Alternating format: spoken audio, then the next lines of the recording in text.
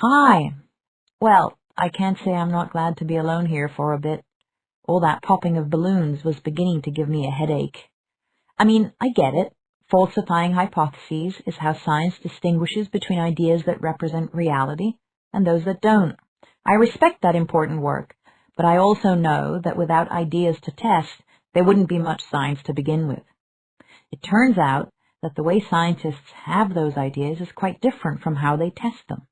What my hero, Jacob, called night science and day science. Jacob wrote something quite lyrical in his autobiography, The Statue Within.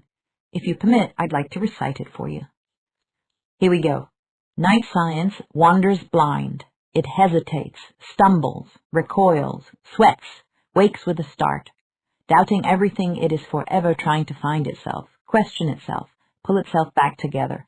Night science is a sort of a workshop of the possible, where what will become the building material of science is worked out. It's pretty cool, huh? Almost poetic.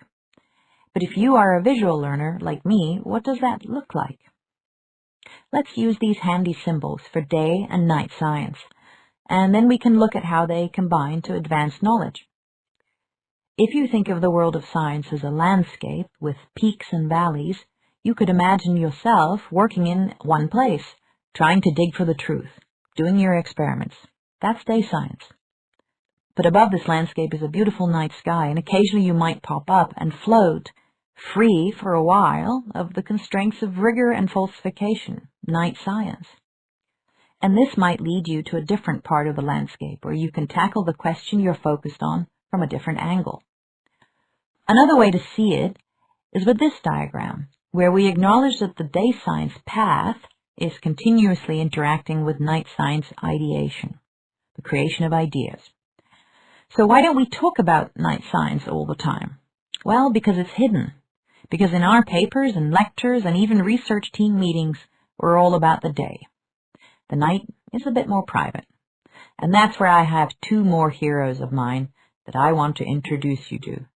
Dr. Itai Yanai and Dr. Martin Lasha.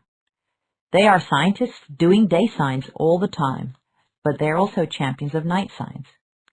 You can see a lot of their cool night science work at nightscience.org. Editorials, podcast interviews, and even course material.